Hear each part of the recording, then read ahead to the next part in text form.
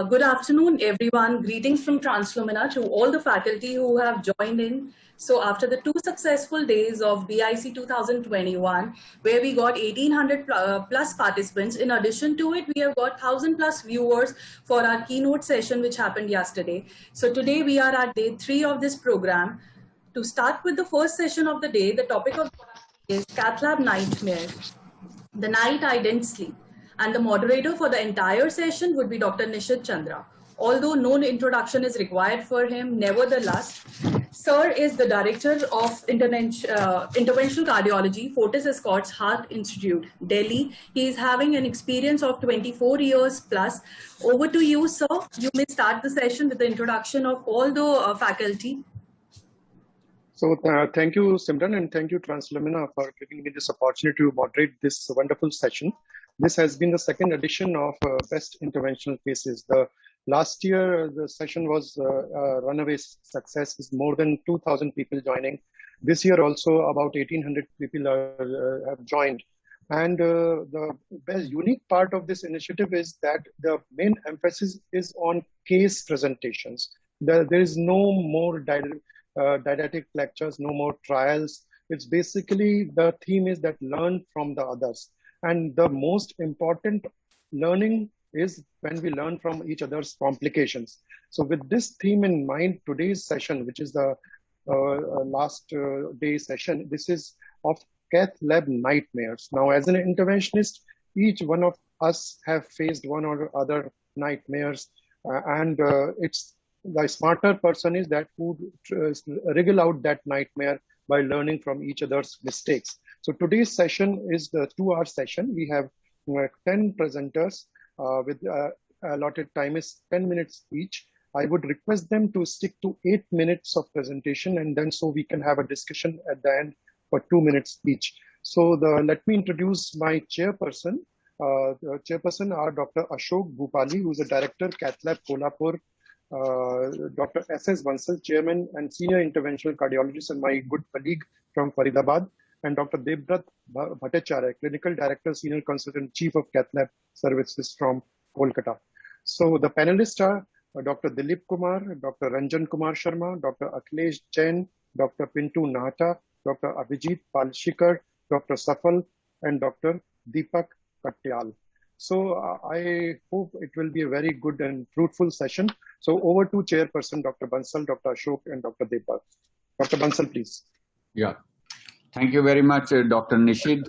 I feel this session is going to be very useful for everybody because this session, the most important things, complications which we face are going to be presented by the eminent doctors. And we would love to interact with them while they present their present complications which they face. My feeling is that if you are able to promptly recognize the complication and handle it, well, appropriately and rapidly, then you can achieve good outcome even when you face a very deadly complication. And that is what I hope our presenters must have done. And I would request the first presenter now to present his case.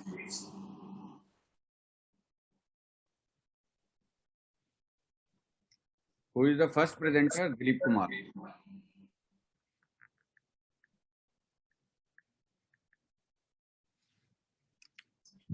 Mr. Dilip.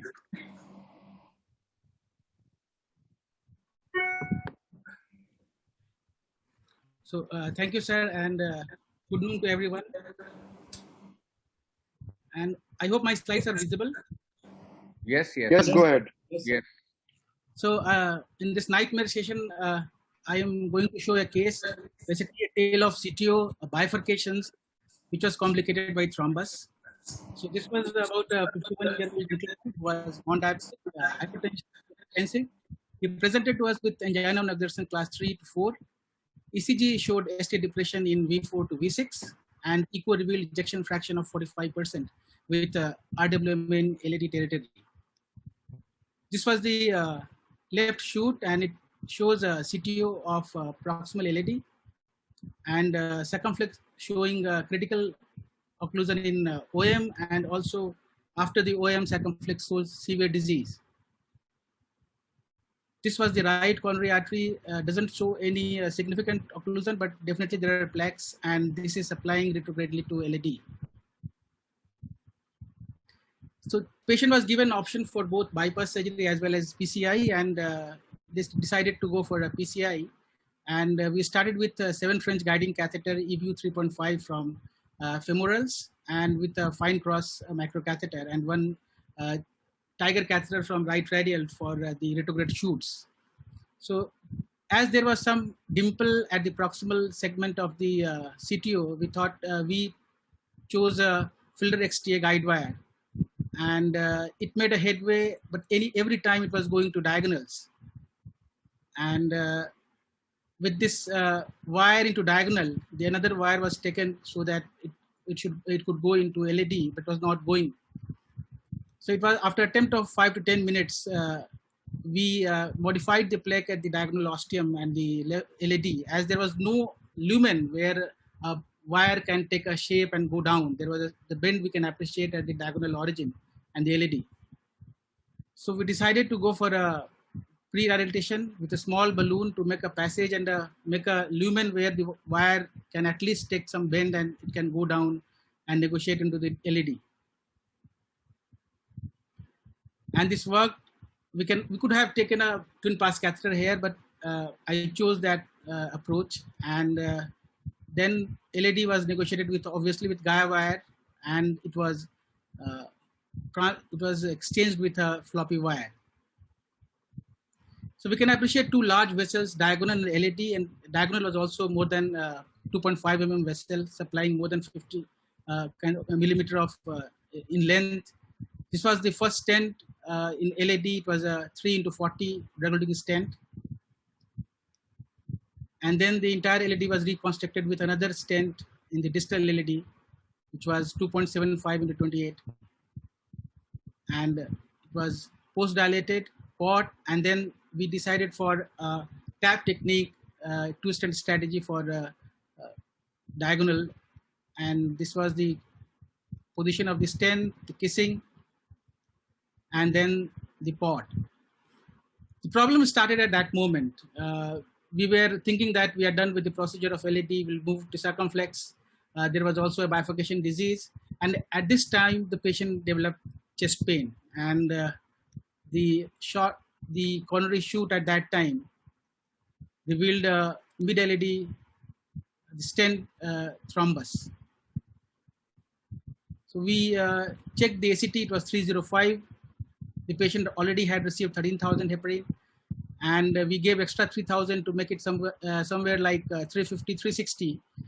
But the appearance was getting nastier, and the only option was to give GP2B3A. We started GP2B3 and started doing thrombosuction runs. We removed the guide wire diagonal to avoid the excess of hardware, which can further invite thrombus. We waited with thrombosuction runs, how the the thrombus was doing.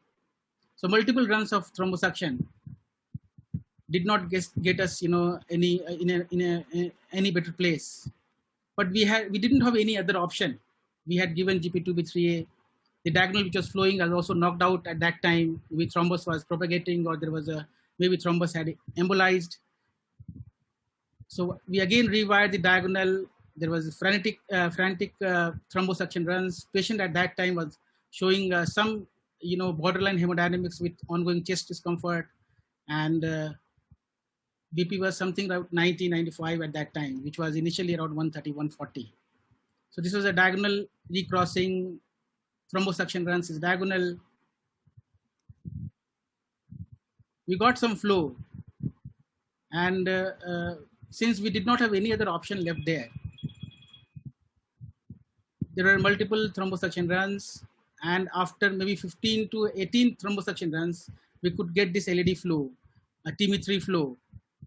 And at this juncture, we thought there is no point going for any extra effort. Maybe the patient had a LAD CTO, there was no supply to LAD, it was only retrograde supply. We have achieved the LAD TIMI3 flow. Let it be there. Maybe we'll continue GP2B3 for 24 hours, and we'll take up the patient again after maybe 48 hours to see how the diagonals are working, because in spite of thrombosuction runs, the cocktails, the antithrombotics, this was the best we could achieve on that day. The patient was given GP2B3. Next morning, the patient was absolutely fine. And the ECG was also not showing any drastic changes. So we further delayed the procedure for another 24 hours. And then we took the patient after 48 hours. This was the angiogram. The diagonal started flowing. And then we had already utilized and consumed around 250 ml of contrast in the first day. So we thought we'll do a strategy in the circumflex bifurcation, which is going to have a least contrast. So we did a quick mini crush with 2.7521 in the in obtuse marginal and 328 in the LAD circumflex.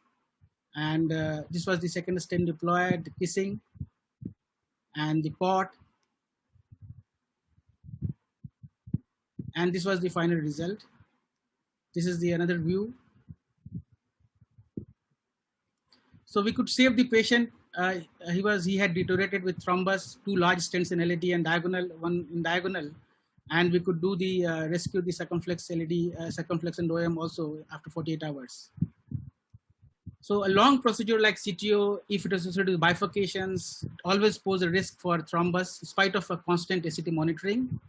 Sometimes even if you have used everything in your arsenal and at that time things are not clicking up, then you can concede ground and maybe satisfied with the outcome which is there, which is less than satisfactory, but still positive. And I think it can be helpful and in favor of patients as well as for the. Thank you so much for the patient hearing.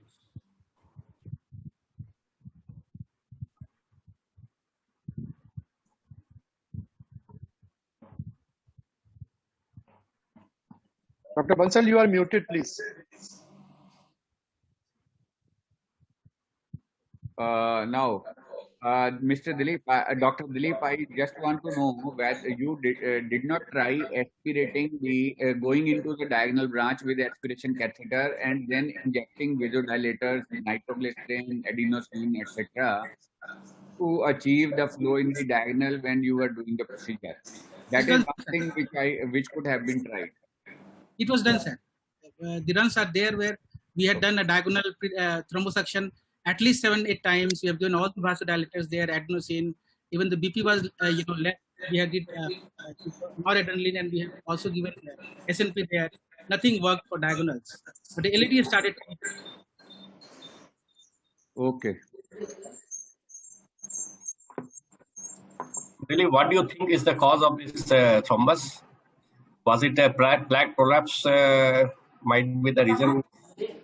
Sir, I think the ACT was 305, but still I think when we have put 2 long stents and a diagonal stent, maybe in these situations, probably we need to keep ACT around 350, something around 350 when it's a CTO long procedure, maybe 1.5 hours. And a stent which is up to 60 mm LAD and diagonal close to 20. So, I think the procedure and the ACT was responsible. Maybe 350 ACT could have avoided the situation. Yeah, Dilip, I'm Dr. Bhattacharya here. So your case ultimately turned out very well. Diagonal also started flowing. It's very good. What I wanted to ask you was how much do you stent in the LAD? So you have recanalized CTO, and that was done very well. Sometimes the distal vessel is a little undergrown.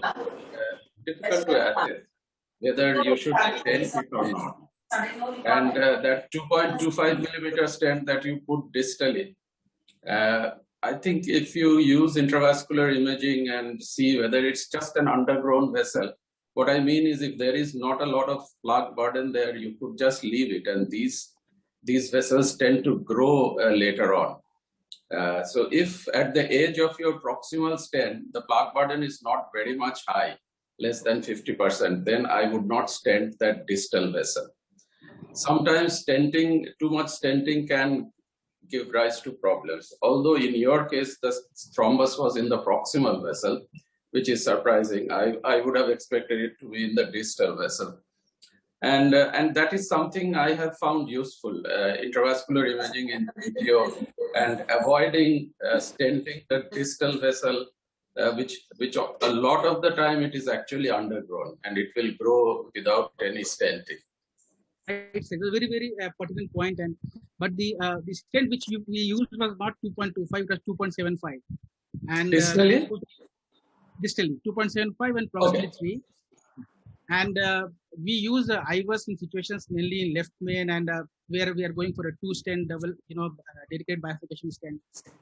Most of the cases, like 75 to 80% of these kind of reasonably complex cases, we go without IVUS, like if it is not mandatory in that situation. No, IVUS is not mandatory in any situation. I'm saying that it can help if you want to avoid stenting. Hi, this is Dr. Kaushikar.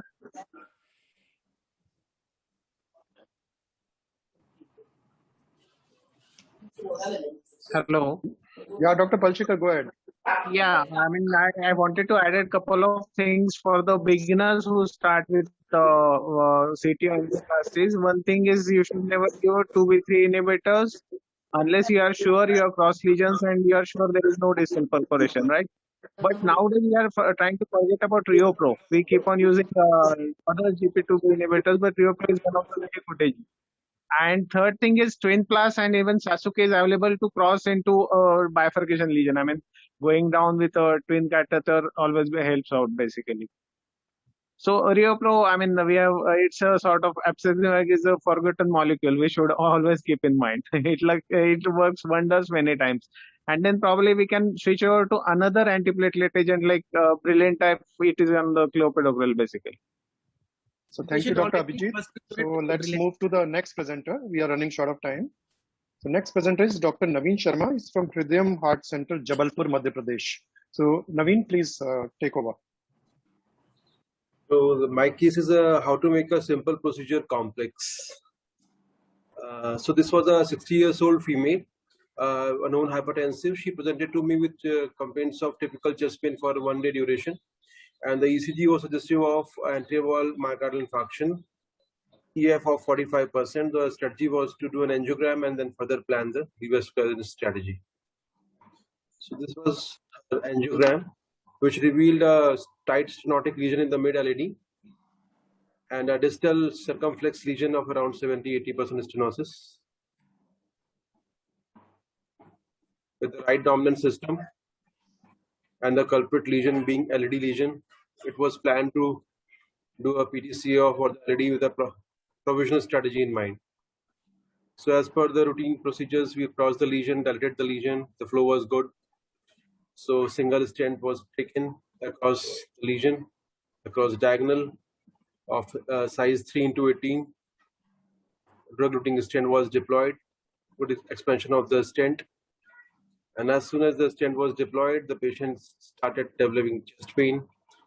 There was an acute major branch vessel occlusion, which led to restless patient and doctors in the cath lab with ECG changes.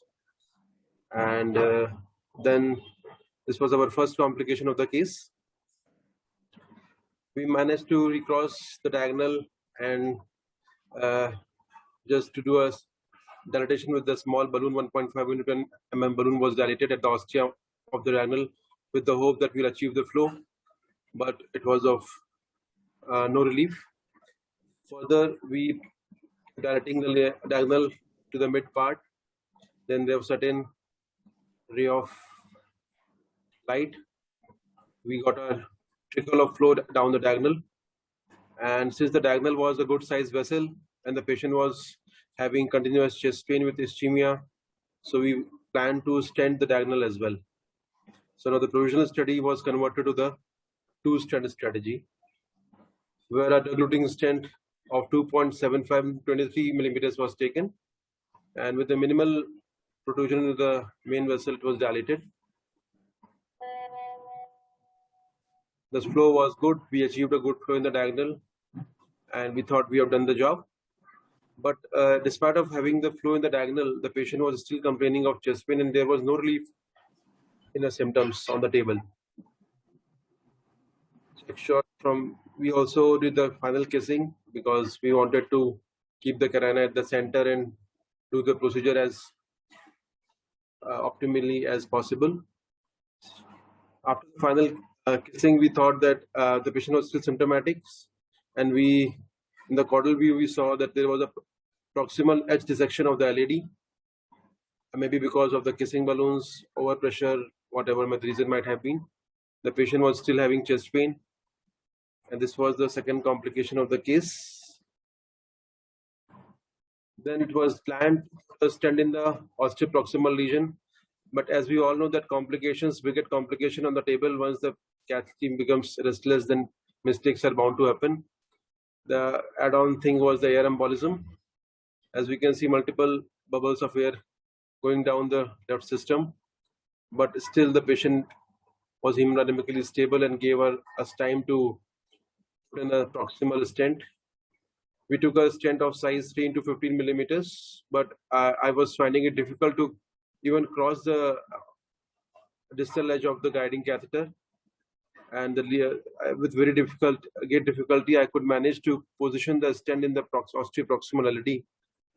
Maybe my thoughts are there because of hematoma, maybe intramural, there was some resistance in the pushing of the stent, and the wire was also pulled up, maybe because support was not very good. So ultimately, we managed to put in a stent in the osteoproximal LAD and dilate. So this was the final result, and the gods were kind, and we could salvage the patient and all the branches in this case. So then there was a moment of introspection. I thought maybe I have taken a larger main branch stent size, or I should have wired the side branch at the onset of the procedure, or since it was a good significant size of side branch, although it did not have a significant osteoproximal disease, and maybe intravascular imaging would have helped me to size the stent in a better way. Thank you. Thank you, Dr. Naveen. Dr. Ashok Bhupali, your comments, please.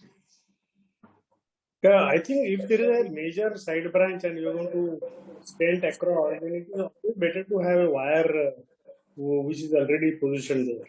Without wire, if there is a closure, then it will be very difficult to recross it. That I think should have been done. Dr. Bansal? And as far as the air embolism is concerned, what was the therapy which was given for that? After the air embolism, episode of air embolism, we give intracorneal Nicorant, and the check but revealed the good free flow in all the vessels, so we did not chase it much. Okay. Dr. Bansal, please unmute. Okay. Now I have two observations. One is that while doing stenting of the diagonal, he should have kept the balloon in the main LAD also. That was not kept while doing the angioplasty stenting of the diagonal. No balloon was kept in the LAD. Sometimes it can lead to, the stent may be little, it may come in the way. Part of it may land up in the LAD, and then it will make it very difficult to negotiate the LAD in future. So yes. That is one observation. Second is that when you did the kissing balloon, then at that time you did not see whether both the balloons are inside the stent or not. Actually, if both balloons are outside the proximal stent, it can lead to dissection, which might be the reason in this case. We checked after positioning the stent, as the proximal length was very less in the main branch. So after positioning both the balloons, we did the stent boost to check the proximal markers are whether in the proximal stent. Sometimes what happens is that the balloons they go beyond the marker. Yes, sir. And what you see is the marker. Yes. And if the balloon is outside the marker, you can land up with the edge dissection of the the kind of dissection which you had. Yes. It was the reason. Never do stenting of the diagonal without keeping a balloon in the main branch. Yeah. Thank you. So, Dr. Naveen, the two points. One is when you are stenting across a vessel, the distal landing zone is always smaller than the proximal part of the vessel. Okay, and your diagonal was a substantial diagonal. So there is bound to be mismatch between your proximal and your distal landing zone.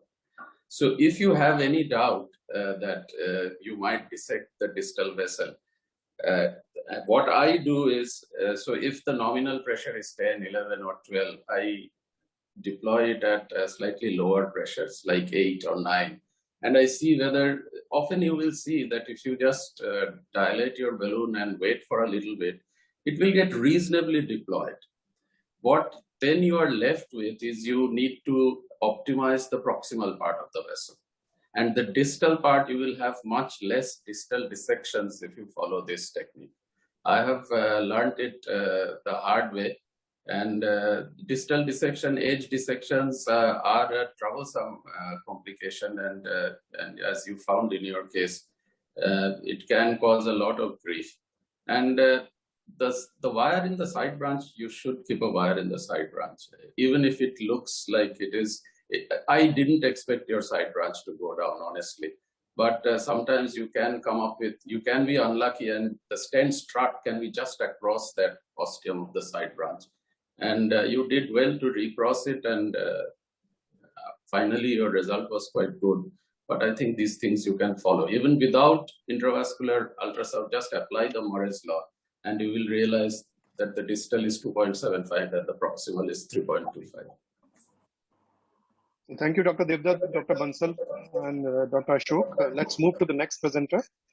This is a case of a torrential rupture, the most dreaded complication. This is to be taken by Dr. Vibhutendra Mohanty from SCB Medical College. Dr. Mohanty, please share your screen and unmute yourself.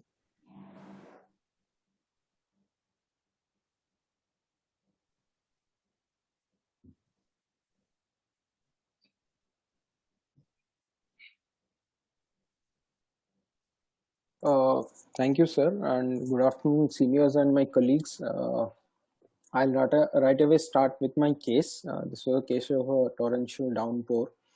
So,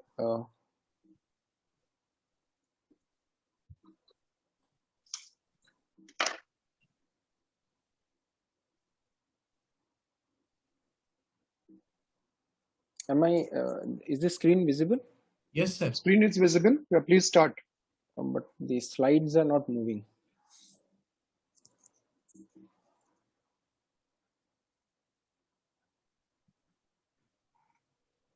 Just undo the slideshow and redo it. Sir, unshare and share again, sir. Yeah.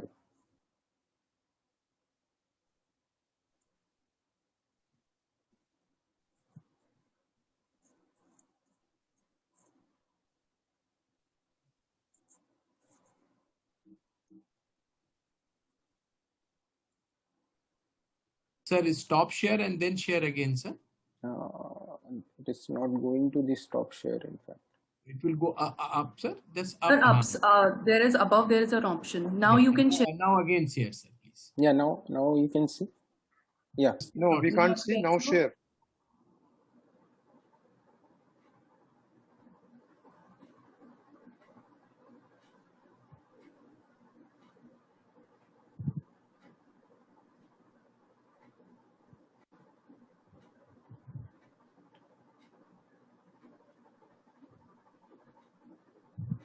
Now it is seen, sir? Yes, we can see it. Yes, sir. Now it's visible. So this was a 65-year-old female, hypertensive diabetic with a sedentary lifestyle who presented with chest pain radiating to the back and left arm after meals and at rest for the last 7 days. Yeah, and ECG showed an inverted T wave in V2 to V6. Echo showed no regional wall motion abnormality with a normal ejection fraction, and she had concentric LVH. Her troponin was positive. Essentially, it was a case of an acute non-STEMI anti-wall. And so she was admitted and underwent an angiogram. This was the angiogram of the right side, right coronary artery, minor plaques in the RCA with a tight stenosis in the left PDA. And this was a shoot of the left system with almost nearly separate origin of the LCX and the LAD. tight stenosis in the last OM, and then the LAD was fairly diffusely diseased in the mid and the distal segment with a hint of calcium in the distal segment. These are the other views. This is the epicranial view, diffuse disease and distally small vessel, and there was a tight stenosis in the LCX. So this is another view, and I calculated a syntax score, and it came out to be 25. So being a diabetic, she was advised for a CABG, but the family members actually refused CABG, and then we took her up for a angioplasty, PTC. So the plan was to begin with the LAD, and after adequate bed preparation, deploy 2 stents, drug-eluting stents in the LAD in mid and distal segments, and then take care of the OM and the right PDA. Sorry. So after wiring the LAD, pre-dilatation was done with 2 into 12 mm semi-compliant balloon. But as is evident, it appears that this lesion is not giving away. So there was a hint of calcium in the caudal views here. So this is the shoot here after the pre-dilatation with the 2 into 12 mm balloon. Then we hiked up the balloon size, took a 2.5 into 10 mm semi-compliant balloon, dilated the disease segment. The mid segment gave away, but this segment was not yielding to dilatation. So initially I decided to go ahead with an angiosculpt balloon, but could not be delivered, and then finally decided to go ahead with an OPNNC balloon. Now 2.5 into 10 mm. So there was some difficulty, so I took another guide wire as for a buddy wire, and then positioned it there and kept the wire there so that might be having some cutting effect, and then gradually build up the pressure on the OPNNC balloon. And as you can see, the waist is there, and then gradually the waist went on decreasing, and then at around 28-30 atmospheres, this was the shape of the balloon. And because of the bulge here, I thought that something might have happened. And then this was the next shoot, actually a torrential downpour. So quickly, this is the basically an type 3 perforation treatment algorithm, managing the hemodynamic stability, and then being prepared for pericardiocentesis, and then managing the rupture per se. Quickly took a 2.5 into 12 mm balloon and kept it inflated at 8 atmospheres, and then took a femoral access, and using a ping pong technique, used another guide catheter, wired the branch with another wire, and then positioned a covered stent. In fact, we had 2 sizes with us, and the self 2.8 into 16 graft master, and the other was a 3.5 into 16. So I opted for a 2.8 into 16 mm graft master, and then deployed it. And the torrential downpour had actually stopped then, and then I decided to go on further with the case. Until the present time, the patient was hemodynamically stable. So initially, one stent had already been opened. This was a sirolimus eluting stent 2.5 into 28 mm. This was deployed in the mid segment, overlapping the covered stent. And then after deployment of this stent, I found that there was some leakage still there, persisting there. Then post-dilated the covered stent as well as the proximal stent, and gave intracoronary nicorandil to see what was happening in the distal segment. And although leakage had stopped, it appeared there was some dissection in the distal to the graft master. And then positioned another smaller stent 2.25 into 20 mm there, deployed it, pulled back the balloon and redeployed at a higher pressure so that there would be good apposition.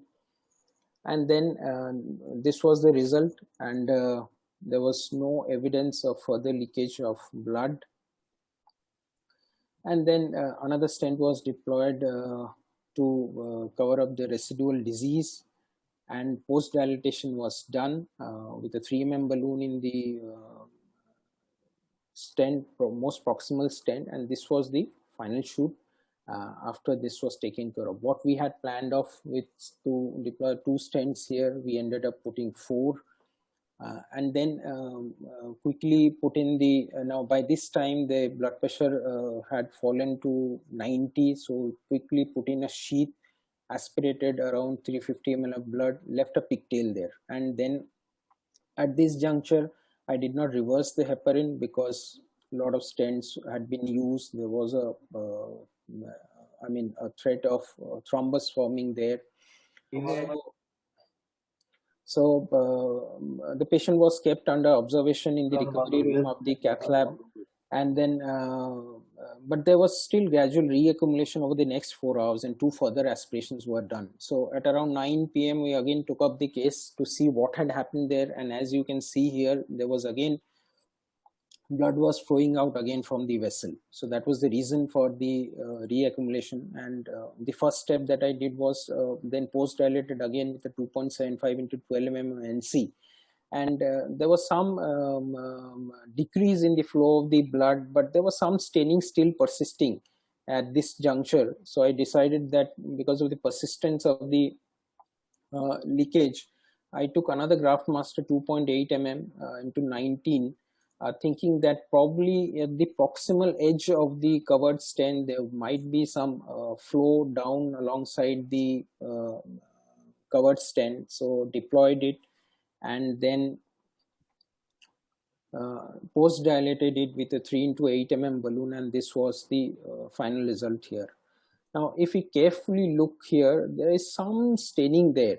So in spite of using 2 covered stents, there was some staining there. So what we realized is that possibly this diffusely diseased diagonal that had closed up when the first covered stent was deployed was now filling by a retrograde collateral from the big diagonal here. So possibly that might be the reason where which is the reason because of which there might be staining. So we just said that we'll stop at this juncture, and then heparin was reversed. Now after withdrawal of the coronary hardware, pigtail catheter was kept there for another 36 hours. Further aspiration was done during the night, but it was less than 100 ml. The first one was 90 and the second was around 45 ml. And the next day 1 unit of blood transfusion was given. She was discharged 5 days later. She is asymptomatic on follow-up. However, restenosis is certainly an issue with this case. And my take-home message will be calcium predisposes to unfavorable outcomes, and the next time I handle such a case, I'll certainly use imaging, and that would certainly help me about the sizing of the vessels and what modalities I need to use to handle calcium. And sometimes a single covered stent might not be adequate, and you need to keep your eyes open for unusual sources of persistent leak. As in my case, retrogradely flowing small diffusely diagonal might be contributing to the staining there. Thank you so much for your patient hearing. So thank you, Dr. Mohanty. You are lucky to have been able to negotiate the covered stent in that diffuse disease, because sometimes that is the most difficult aspect. One tip I would like to convey to the younger people is that whenever there is a calcification and a bend, at that area, OPN balloon should not be used, because there, the moment you start dilating at a very high pressure, the balloon straightens, and then that bend straightens, and then that causes rupture. This is what has happened in this case. So, Dr. Palsikar, you have raised your hand. Dr. Palsikar? Yeah, actually, I wanted to add a comment. I mean, when we have got perforation and we want to deploy the stent, usually we panic and don't deploy at the high pressures, right? So that is the one mistake usually we make. We have to make it approximate with the wall there. And we should not forget the proximal end of the covered stent. It has to properly approximate with the vessel wall. Otherwise, the seepage occurs alongside of the vessel.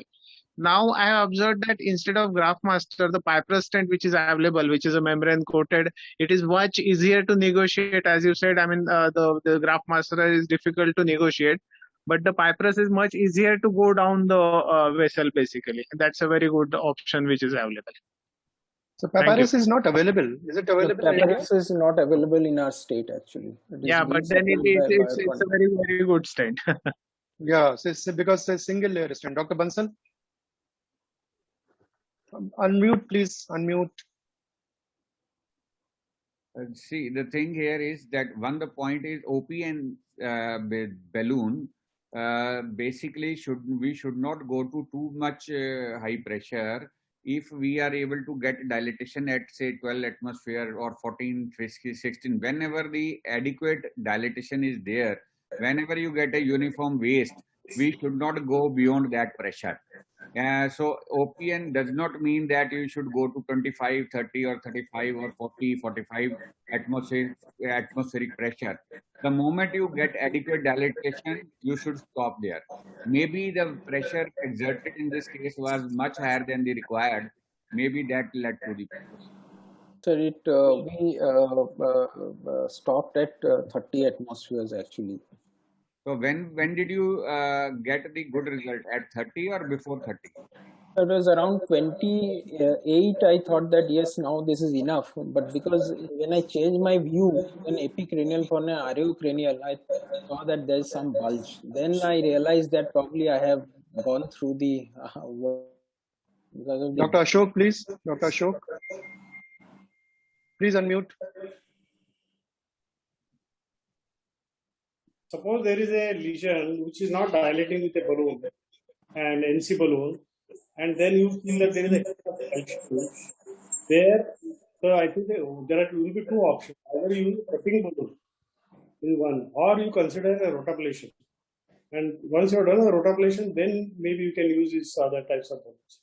If you use a NC, this OPN balloon in a situation where there is some calcium is there, then I think this complication is likely to happen. Initially I tried angiosperm, thank you. but it did not go actually. Yeah, I think all the comments that have been made already. I think the first comment is the most important by Dr. Nishid Chandra, that don't go with high pressures in these situations, because what has happened is that if you did intravascular imaging, you would have seen that probably there is an arc of calcium there, which is preventing your balloon from expanding at that particular point. And it can it can expand only at a very small angle of say 40 or 50 degrees. And if you keep exerting pressure, then it is at that point where it ruptures. And unfortunately, in your case, this is a very big rupture. And sometimes in CTOs, what we have seen is if we have ruptured a CTO, and then we have put a stent, then the collaterals come back and they make a mess of it. So an RCA collateral would actually prevent you from sealing the leak. And probably it could have happened in your case. But anyway, in the end, it has worked for you, which is good. But remember that in very diffuse disease, in diabetics, it is better, it is your responsibility to convince the patient not to go for a PTCA. This is not a suitable case for a PTCA, as you have learned from this case. We have also learned when we were younger, we did these cases and we have burnt our fingers. This is not a suitable case for angioplasty. And one final comment is that proximal part of the LAD that you left with a 3 dilatation, I would go with a 3.5. If you do intravascular imaging, you will see that the proximal LAD is always 3.5. So thank you, Dr. Devbrat, Dr. Ashok, Dr. Bansal, and Dr. Mohanty. So let's move to the next case, Dr. Mukesh Ladha. He's from Sanjeevani Hospital, and he is again sharing a case of perforation in primary PCI setting. Dr. Mukesh, please share your screen and unmute yourself. Okay. Good afternoon, sir. Good afternoon, moderator and chairperson. Please share your screen. Yeah. Can you see my screen, sir? Yes, please go ahead. So, yeah, I'm going to present a case of coronary perforation in the primary angioplasty. Coming to the case, a 55-year-old male, history of smoker, no history of hypertension and diabetes, had anterior wall MI 1 day back. He was thrombolized in the periphery, which was failed, and came with chest pain to our hospital. I did echo showed 35% with LAD territory hypokinesia. So I took the patient in the cath lab and did angio. Angio showed a proximal LED total occlusion and mid RCA also at critical stenosis. So plan was to do rescue PCI in the LED and forward to diagonal if required and stage PCI to RCA. So I pre-dilated the LED with the 1.5 into 12 balloon. Sorry. Pre-dilated with 1.5 into 12 balloon, and this is the after pre-dilatation. You can see there is lesion in the mid LED as well.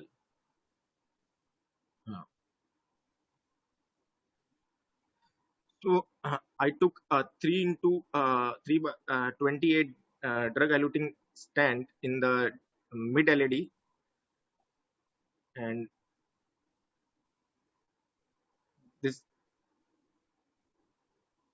the second stent in the proximal LED that was 3 into 24 DS. After putting a stent, I post-dilated with the same stent balloon at 16 atmosphere, so that overlapping segment should be properly opposed. And what I found that there was no flow, as I suspected, there was no flow, so I couldn't see anything distal to stent. After giving a lot of vasodilators, I achieved flow, but there was almost a type 3 perforation at the second stent. You can see here.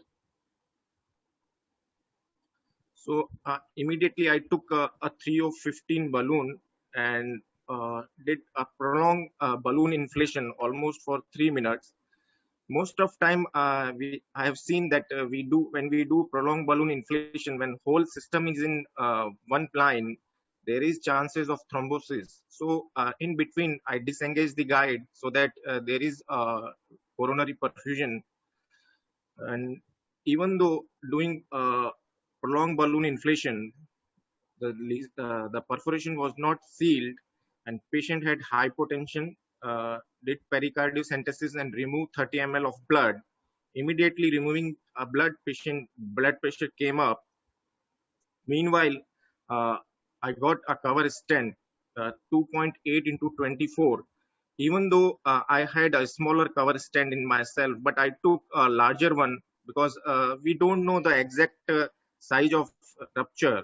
So I took a larger balloon, a larger stent, cover stent, and deploy at high atmosphere, like at 20 atmosphere.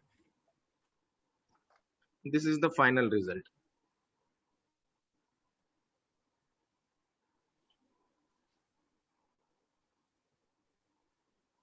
So few thoughts which came in my mind: the timing of protamine or heparin reversal, which I did half reversal after putting a cover stent.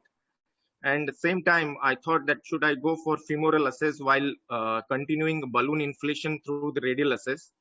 But even though I did through the radial only, and the choice of antiplatelet, the clopidogrel or prasugrel, but I continue prasugrel as it is. And the heparin, I stopped the heparin after putting a cover stent, and repeated echo in the night. There was no collection, and asked for the medical officer to watch for hypotension and tachycardia. Luckily, that patient tolerated that procedure and went home happily. Thank you so much. So thank you, Dr. Mukesh. In fact, what we have been seeing throughout these all these cases is the lack of imaging, and lack of imaging has led to the complication for the poor sizing of the lens. In your case, 3 millimeter in a distal LED was definitely oversized, which has led to the edge perforation. So just by saving your time and money for imaging, so you have landed up in that much of life-threatening complications. So my recommendation is to the younger generation is don't shy away from imaging. Start learning imaging, both IVUS or OCT. They are really helpful in long run. So Dr. Bansal, your comment, please. I agree with you. That is what I feel, that it was an oversized stent. The vessel was 2.5 millimeter and the stent taken was 3 millimeter. And I feel that it is, whenever you are in doubt, it is better to take a undersized stent. And if yes, after getting the result, if you feel that you need post dilatation and the result is not up to the mark, you can still have a chance to make it 3 millimeter with a bigger balloon. So it is better to start, whenever you are in doubt, it is better to take undersized stent and then post dilate if required. that's a very valid comment. Yeah. Dr. Ashok? Yeah, the other point which was already raised in a previous this thing is that you can take the 3 millimeter and go only up to 8 atmospheres, see what are the results, and then only try to increase the pressure. Otherwise, you bring back the balloon and then go ahead, so that the distal edge dissection is avoided. Dr. Devdutt? Yeah, I think there are 2 stents in the LAD. Sorry, I didn't get the name of the doctor who was presenting. Who is that? Mukesh Ladda. Oh, Dr. Ladda.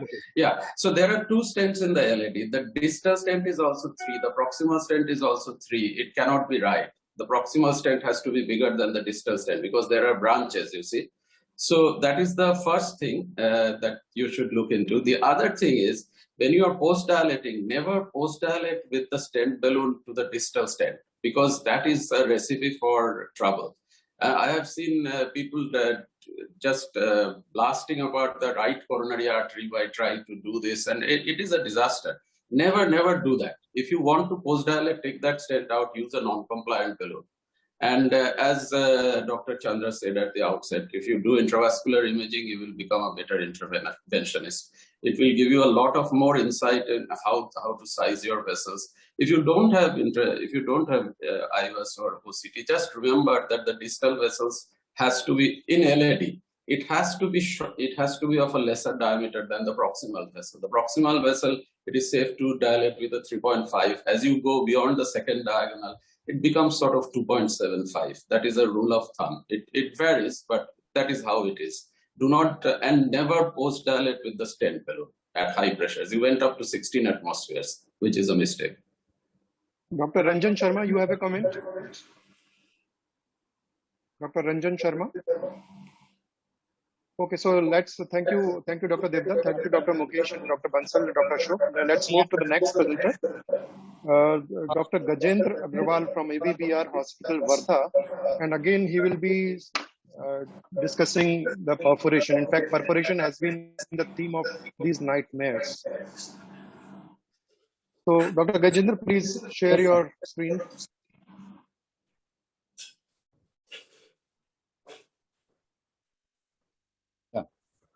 Good morning, everybody. Good morning, seniors and moderators. Good afternoon. I'm sorry. Today, I will be discussing a case of left anterior descending artery perforation. The title of my topic is Open the Coil when the surgeon denies to open the chest. So, let's see the case scenario first. It is a 65-year-old male patient, had an anterior wall MI, diabetes. On echo was suggestive of severe LV systolic dysfunction. Coronary angiography was suggestive of LAD total occlusion and RCA total occlusion. Plan was PTCA to LAD and stage PTCA to RCA. In view of severe LV dysfunction, EF was around 30%. Recent MI, we plan to go ahead with angioplasty, opening LAD first and then to RCA. So here are the views. This is the shoot of this caudal view.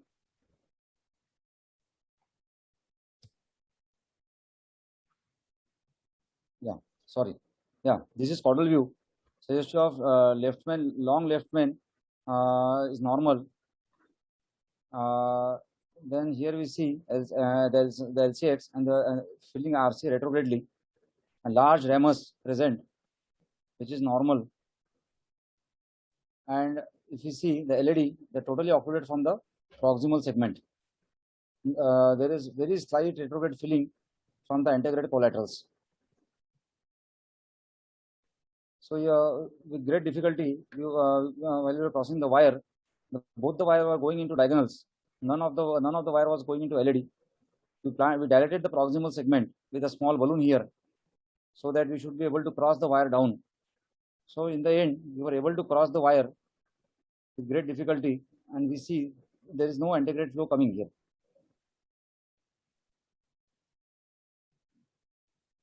So till this time, everything was all right. Then we, after crossing the wire, we started dilating the vessel with the 212 semi-compliant balloon. So here we see, and from here, the next shoot, we started sensing the trouble. You see here, there is a perforation seen in the mid LED segment here. Now, where that blood was going, we were unable to decide because the echo was not showing any evidence of pericardial effusion. So whether this rupture was in the small septal vessel going into the chambers or somewhere else, we were not able to ascertain. After this, you can see we tried to close this perforation by dilating it with the balloon for long time. We kept the balloon dilated with the long time, but the quantum of perforation kept on increasing. See the flow here. There's a significant flow. In spite of almost around 15 to 20 minutes, 30 minutes of balloon inflation, we were unable to seal this perforation. So finally, it was decided. We called the surgeon. Sarcastically, the surgeon available at our center told us that she is unable to she don't know how to do CABG. She has done only structural heart diseases, so she won't be able to open the chest and bail us out of this severe complication. And this was a nightmare for us now. Surgeon cannot open the chest. We don't know what to do in this situation because continuous balloon inflation is, we are unable to close this. We tried to cross this covered stent, but the covered stent was not going ahead. We were having only this size covered stent here, 2.75 into 24 covered stent, but we were unable to cross this. Even after several efforts, this balloon covered stent was not crossing the lesion. So now, at this point of time, when covered stent is not going, surgeons denied to open the chest. So we were left with only one option, either to use the coil. So what we did, we passed this microcatheter, took the shoot from microcatheter. You see the huge quantum of perforation. Probably it is going into the ventricular cavity. That's why we were unable to see there was no pericardial effusion over there. There was not even a mild pericardial effusion. The pericardium was totally clean over here. But the patient was in shock.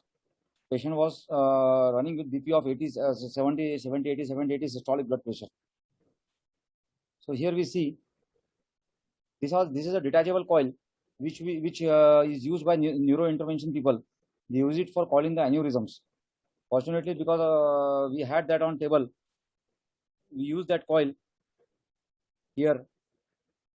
After putting the coil there, we took the shoot. So there was no perforation visible here. And after this, we detached the coil and pulled out the catheter and took the final shoot. So no perforation visible here. So finally, we were able to come out of that nightmare. Thank you so much. So thank you, Gajendra. Yeah, thank you, Gajendra. So I just have a comment that first of all, in every cath lab, you must have a perforation kit, because at the time of perforation, if you start searching for coils and covered stents and pericardial kit, that will be a nightmare.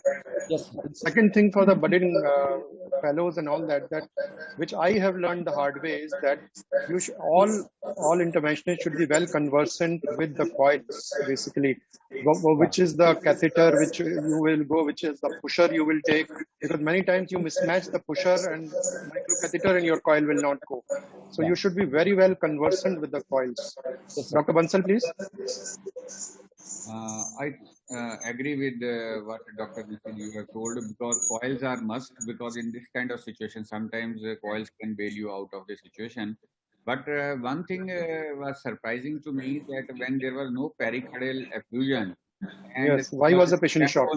why was he in hypotension? Because normally when the flow is going into a cavity chamber of the heart, normally hemodynamic compromise is usually not there. And there is no emergency to put coils, and you can wait and stabilize the patient, or patient is usually stable, and sometimes they can do well, and the things can remain stable when the perf is in the chamber. Perf is not, blood is not collecting in the pericardial cavity. Usually, I have not seen any problem in these patients, and even with this kind of flow, the patients do very well. Dr. Ashok, please. Yeah. One thing is that whenever there is a hemodynamic compromise following any complication, one of the operators, an additional operator, should firstly intra-aortic balloon pump should be introduced. So that because if it increases the blood pressure drops further, then there will be catastrophe which can be prevented by IVP. That is one thing. My second comment is that if you are not able to pass the graft master distally, then I don't know whether guideliner would have helped to deliver the graft master distally. Okay. Dr. Bhattacharya? Yeah, I think my comment for this case is that from the angiograms that I saw, I was never sure where the distal part of the wire was, whether it was in the true lumen or not. That was my main worry about this case. And when you are doing a total occlusion, you have to be absolutely sure where your distal wire is. And it is possible that you were not in the LAD, but in a smaller branch. And the first dilatation that you did resulted in the perforation. And when you tried to seal the perforation with the second dilatation, it only enlarged the perforation. So what you were probably doing was you were perforating a smaller branch of the LAD. And it is a good thing that your covered stent did not go down, because if it did go down, then that would have become a hive. And then you would have been in a much, much worse trouble. And I think in the end, you solved it by putting the coils in there. Sometimes the perforation occurs into the septum. So you have ruptured a septal artery, and it causes a septal hematoma. And that can cause circulatory compromise, which was probably the reason why it was happening in your case. Okay. And the other possibility is to rupture inside the cavity itself, but I haven't experienced it while trying to do the LAD. I have, because I have one case where I did it while doing the RCA, but not in the LAD. And I think it was a septal hematoma, which you tackled by putting the coils in, and in the end it worked for you. Sir, I have a question here because such thing didn't come into my mind, because the wire, while crossing into the distal part of LAD, was going into branches. That's why I dared to dilate that without ascertaining the location of the wire. Was that a good decision or a bad decision? Yeah, see, the dictum of CTO is that you have to be very sure about the distal vessel. Even if you're planning, so forget this case, if you're planning a CTO, what you want to see is where is the distal vessel, where the wire, when either mostly by retrograde injection, you will see that your wire is in the true lumen, and only then you can proceed. Here, this was a diffusely diseased vessel. It was an acute occlusion on top of it. Probably there was thrombus. It is very difficult sometimes to be certain where your distal wire is. And in this case, from the angios that you showed me, I was not sure. So thank you, Dr. Devbrat. Let's move to Dr. Dharmesh Solanki. Dr. Dharmesh Solanki is HOD and Senior Interventional Cardiologist at Wockhardt, Rajkot. Yeah, so Dr. Solanki. Yeah, good afternoon, Chairperson and my dear colleague. My screen is visible and I am audible. Yes. Yeah. So please this go ahead. is again a case of perforation, but not only perforation. There was an entrapment of the covered stent balloon inside the coronary artery. So this was a gentleman, 72 years, diabetic, presented with acute coronary syndrome with positive troponin ECG changes. LVEF is 45. And you can clearly see there is a mid-LAD steel frame on the left side and the cilia on the right side. There is a mid-LAD tight stenosis, the borderline lesion of around 60% in a good, very large diagonal. So plan was to a provisional stent, stand the LED, keep the wire in the diagonal. If diagonal got pinched, then you do additional things.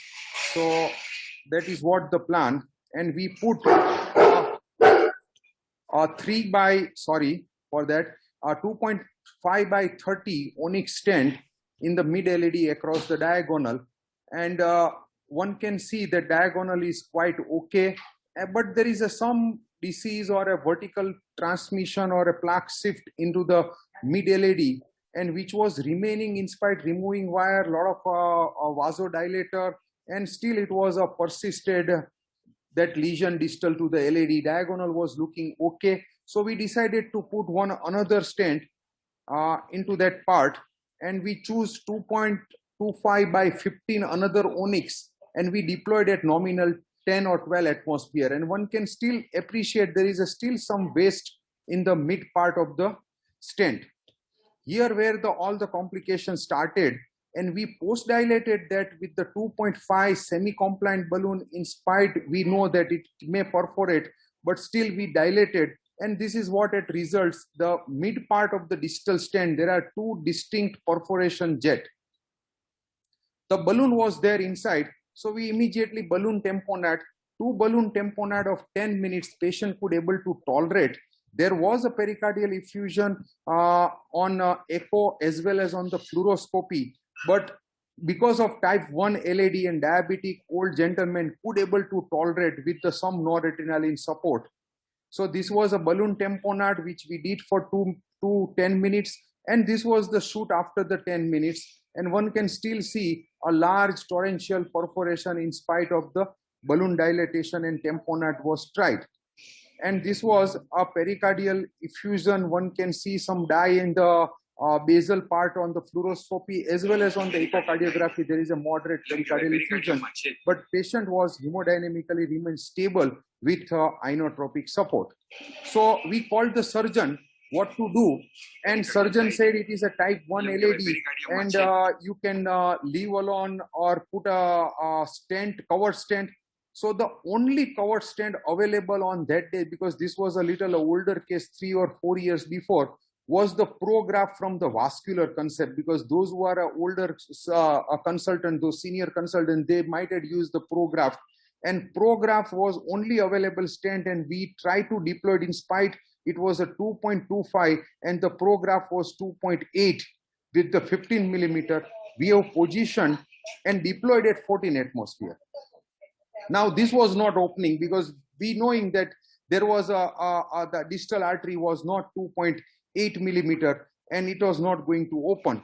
But the concept and the view was at least it can stop and we can sacrifice that type 1 distal LAD. So the problem start here. The balloon gets stuck. The balloon was not deflating, and you can easily clearly observe that there is some dye into the distal part of the stent balloon, and there was no forward perfusion in spite of a stent being deployed at 14 atmosphere with some leak which is seen. Now we tried to remove this balloon with the various maneuver, tagging and giving a harsh traction, and during that harsh traction the shaft of the balloon get fractured inside the guiding catheter. So now real trouble start. The surgeon said you can put a cover stent, and now we are stuck inside the balloon. We tried to do a entrapment technique once again, but that didn't work out because the balloon was not deflated over here. So my entrapment balloon, which was we are trying to give a traction, the assembly was not coming out. So now the real problem started, what to do.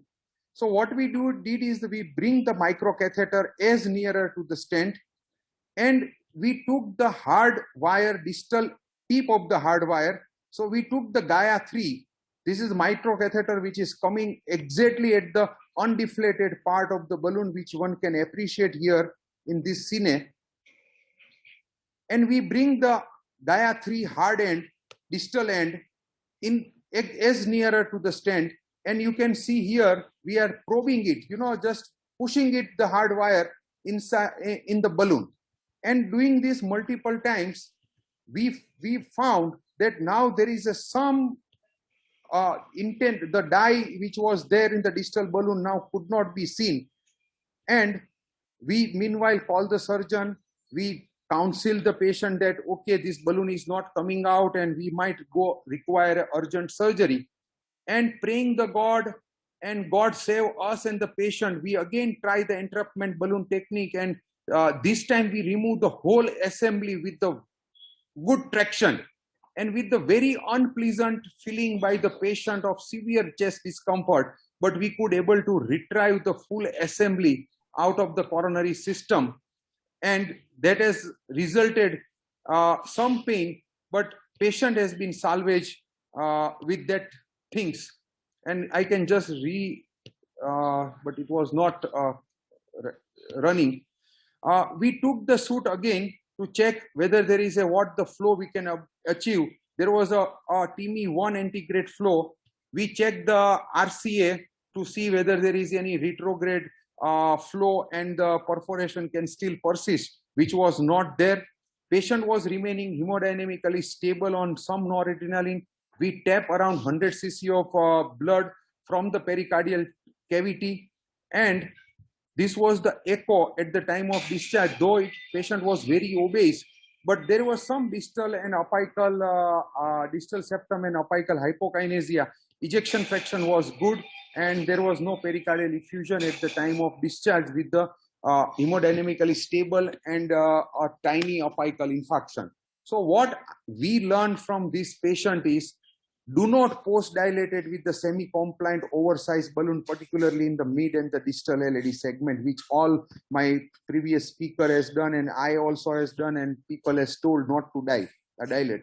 Type 3 perforation need a cover stent. So do not waste the time.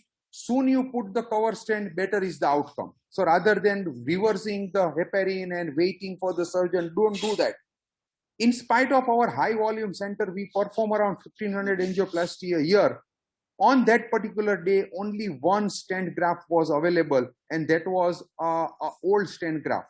So what has happened? Why this has happened? We try to dig inside the possibility. We found that there was a repeated ETO was done on that stent because stent ETO expiry date was nearer. So they do every time ETO, and we know that ETO again required to do a re-ETO, and because these stent grafts were required once in a while, the shaft become brittle, and giving a traction, a hard traction resulted in the fracture. Reverse wire technique with the microcatheters really help in this case. We try to sometimes do a double indeflator suction, overinflation of the balloon, try to use the hot saline, and all this takes some time, but this is really helpful. You put a wire, do a microcatheter, bring as near as possible, bring the hard end of the balloon, and it was a covered stent, so we were knowing that it will not perforate still further. So we have sometime lucky enough in getting away with the reverse balloon perforation technique. Never reverse the heparin unless your all the equipments out of the coronary tree. So we have never reversed the heparin. Pericardiocentesis should be done timely when in case of tamponade, while in our case patient was not on echocardiographically and hemodynamically on the tamponade side.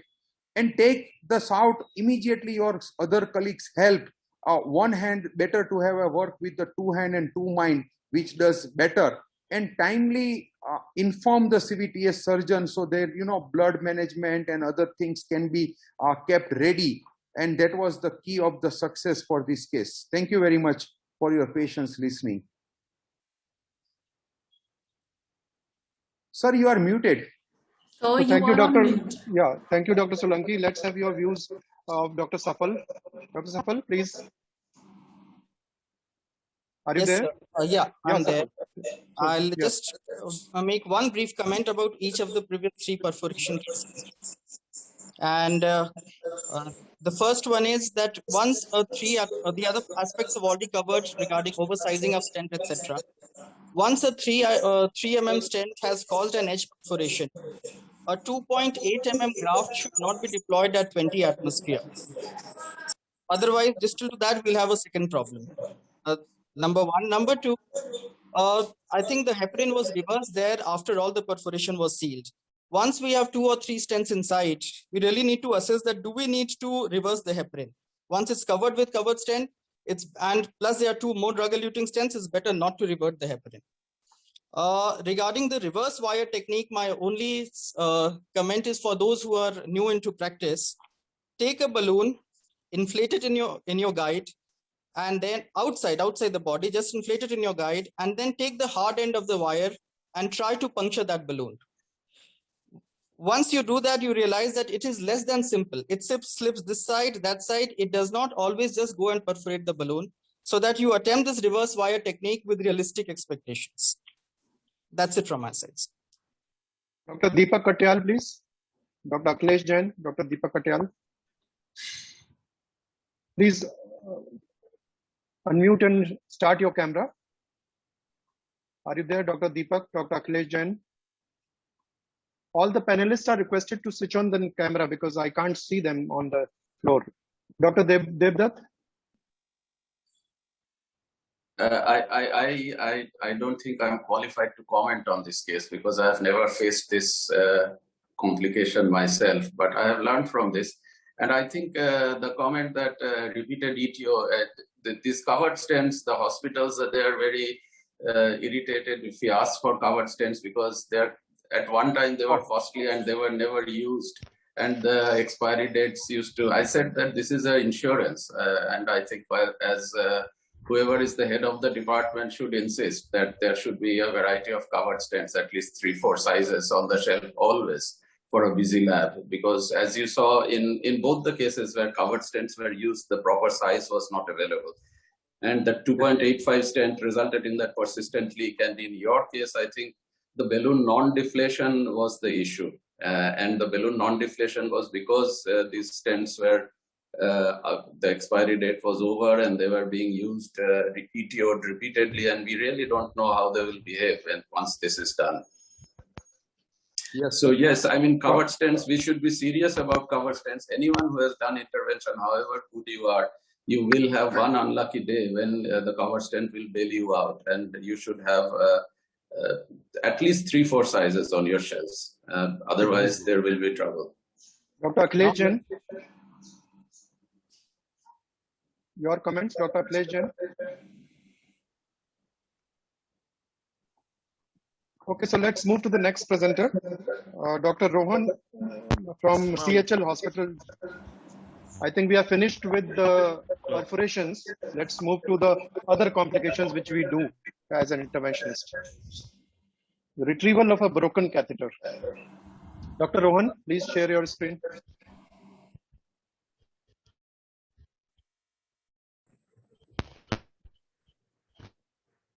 Hello. Yeah, go ahead, please. We can see your screen, Rohan. Yeah.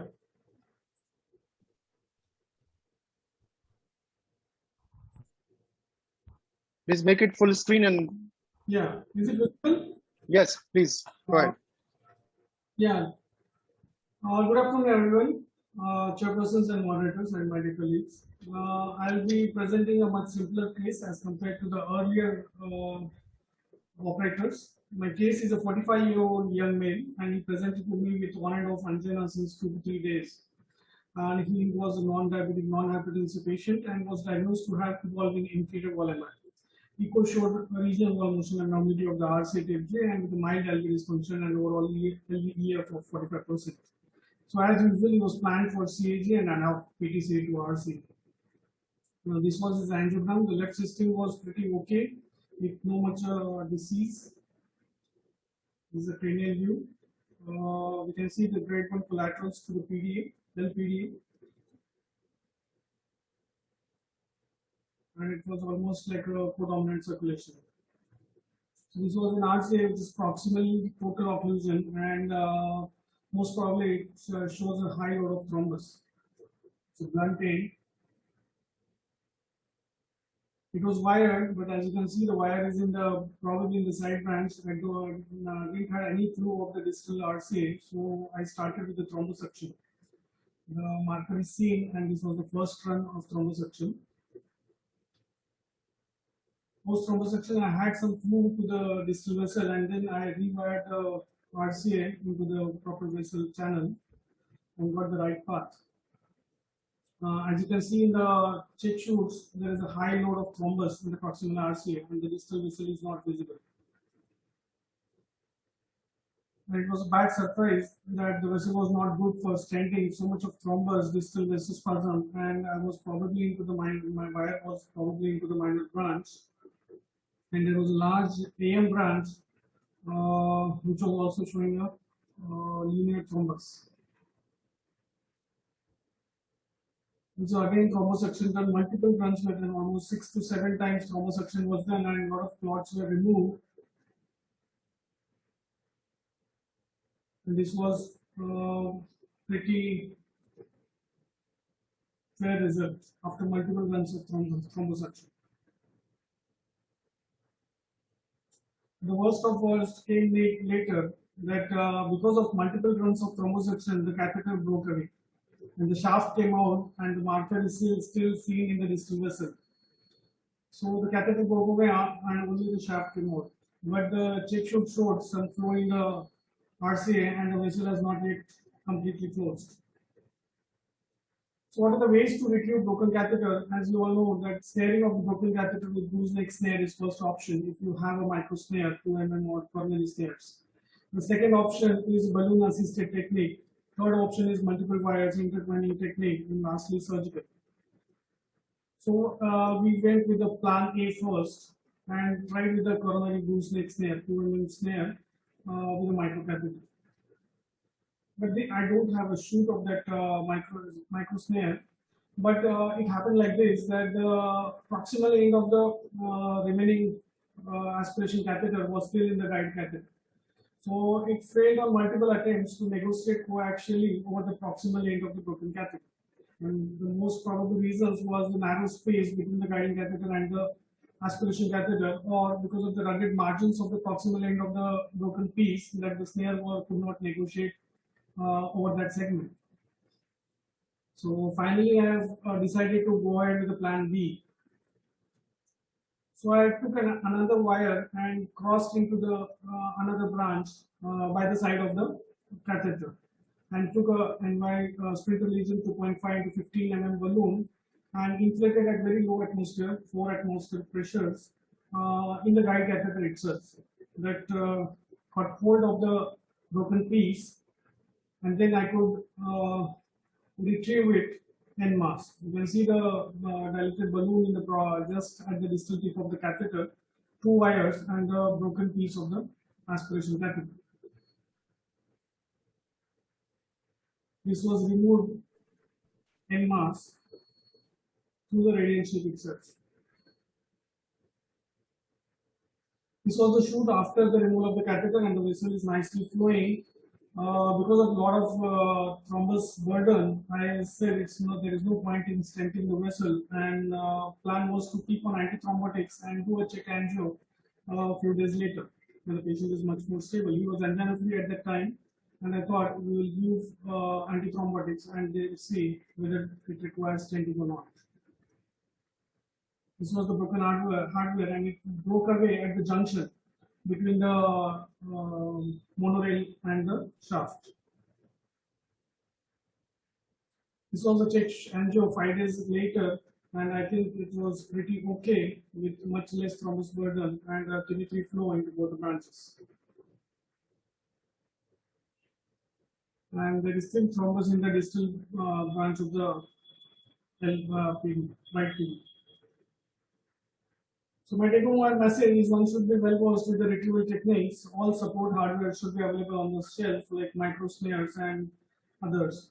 Don't lose hope. Retrieval is successful 90% of the time by one or the other technique, at least my personal experience. Leaving the broken hardware inside is not an option, and checking the integrity of the reused hardware is of utmost importance. Every time you remove the catheter and reinsert it again, you should check for the integrity of the catheter. These are my take-home messages, and thank you for your patient hearing. Thank you, Dr. Rohan, for taking us away from the perforation.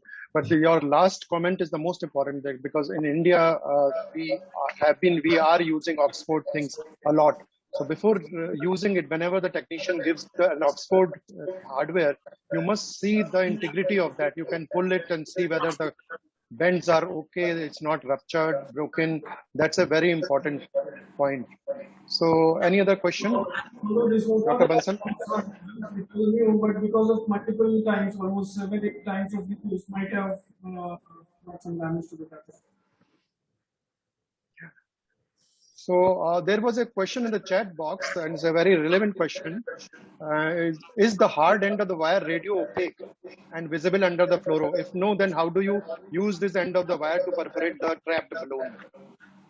Dr. Safal has asked, I think. So anybody? Dr. Bansal? No, I have no experience of using hardware to perforate the balloon. Yeah, because that's a relevant question, because that is not radio opaque. How do you say it? Yes, I have not asked the question, but the principle that it follows is, and that's why I said it is not a very easy technique. Someone else has asked the question. The principle that it follows is that wire, that hard end has no other place to go since the balloon is inflated, and so it will likely puncture the balloon. But practically, when you, that's why I said that one should inflate a balloon in the guide and try this experiment.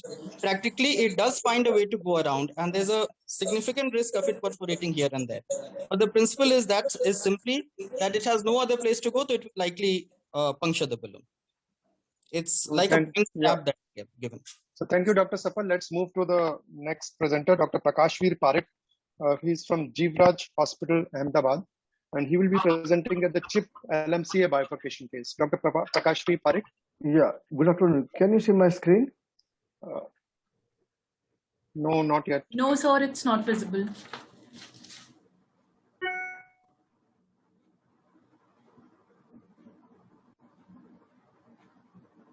So please share it. Is it okay? Yes, that's okay. Please Yes, make sir. it full screen.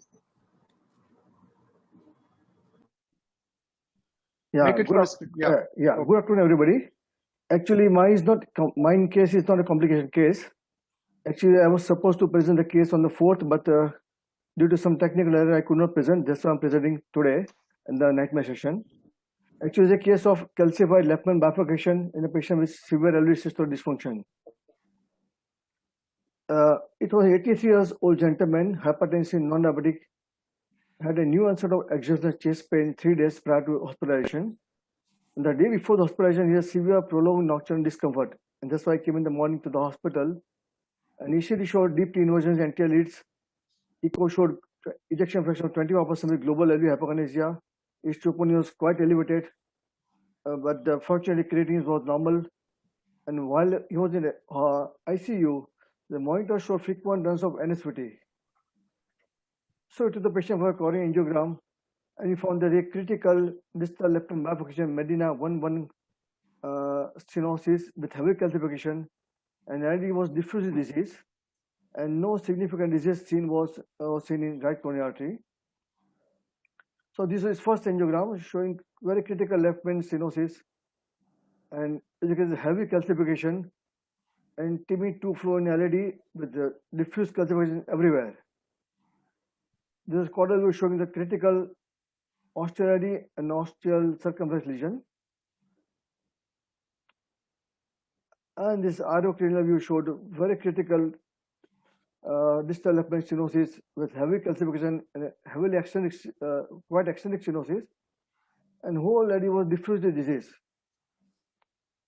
And this was right coronary artery showing some moderate disease, but no critical lesions which requires to be treated at this age. So, in view of critical left main bifurcation and triple disease, option of CABG was discussed with the family, knowing that the LAD was not suitable for the grafting and probably would require endarterectomy, which would carry quite high mortality. He had a severe dysfunction, old age, and ECS.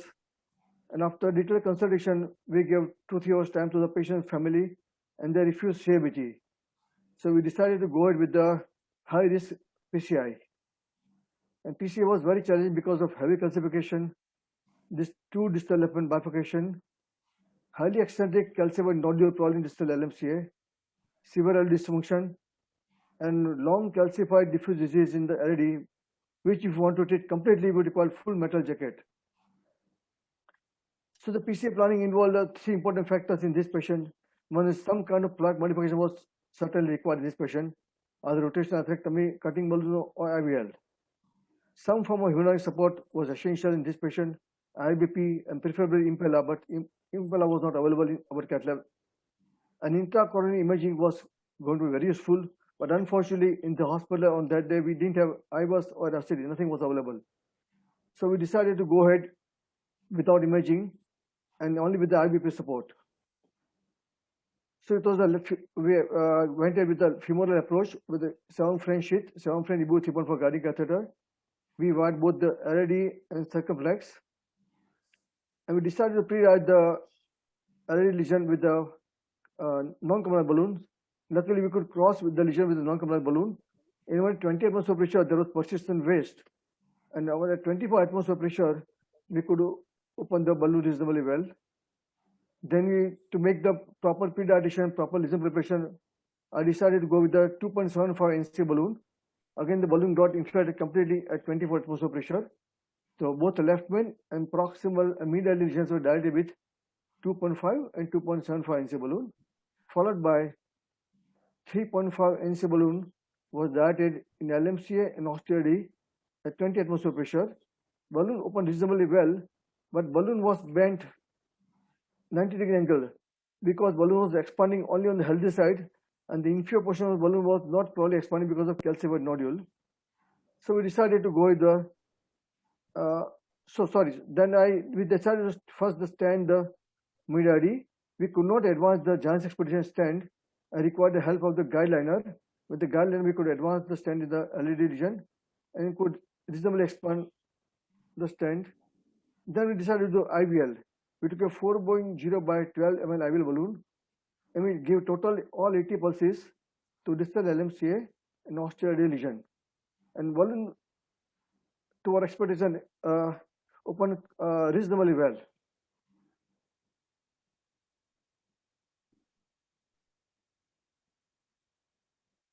Then we decided to go with the cooler technique. Actually, we wanted to do the T-stand technique, but the stand was, even it was only 8 meters temporal stand, but it was too long. It was projecting into the proximal disease circumflex. So we decided to turn the T-stand technique into the cooler technique and deploy the promotional stand from LMC to LCX. Did a pod with a 4.5 NC balloon left main. Then recrossed the wire and took another stand 3.5 by 20 Ultimas the Tansai and deployed from LMC to proximality.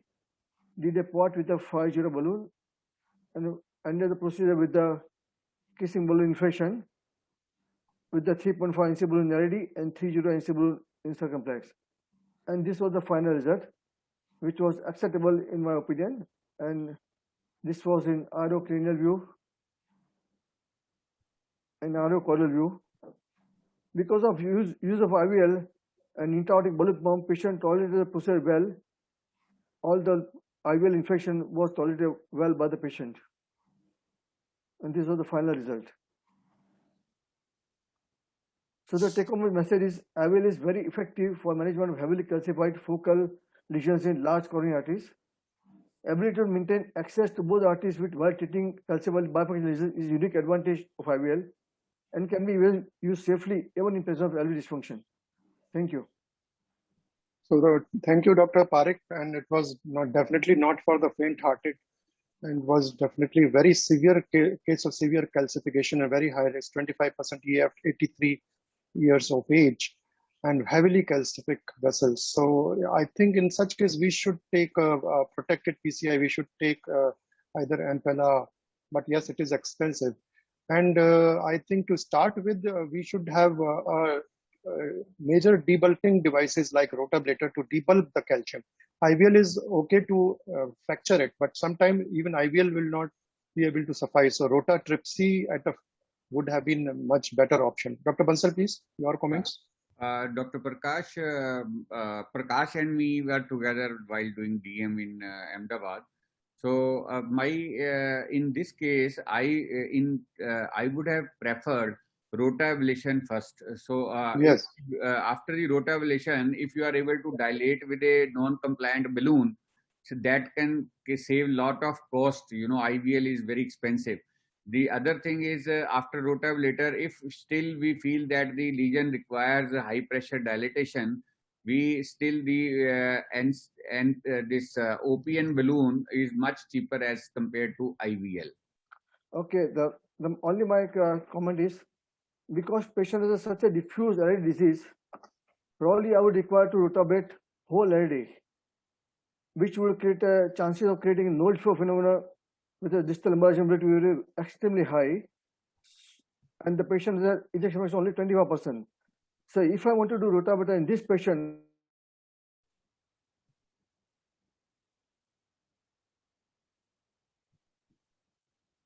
I think we have lost Dr. Parekh.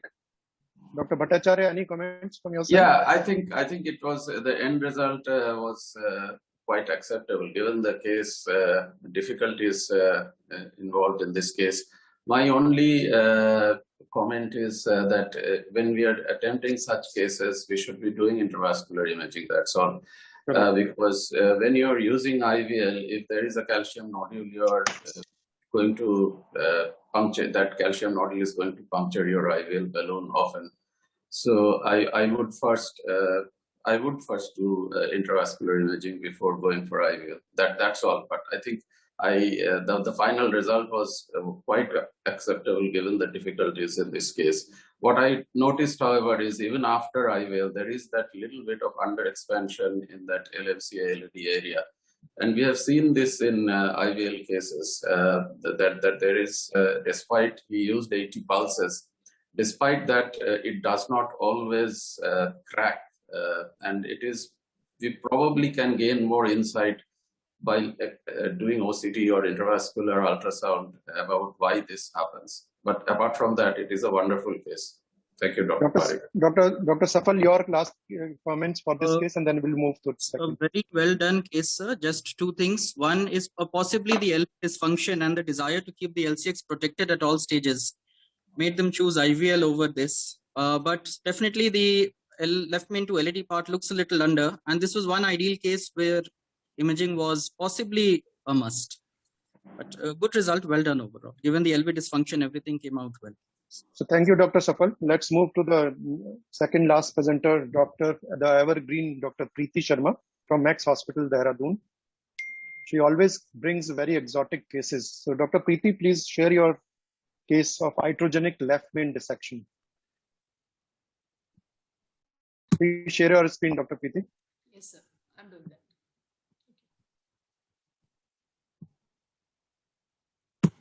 So is my screen visible, sir?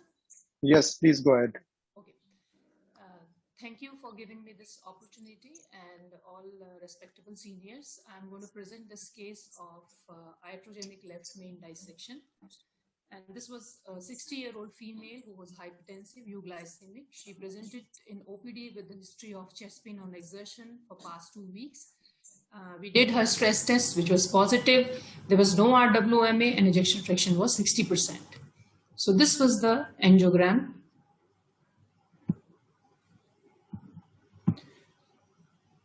So as we can see that there's a critical lesion at the osteoproximal segment of LCX along with some disease in the distal segment, which we can see in the PA caudal view. So here there is around 70% disease in distal circ.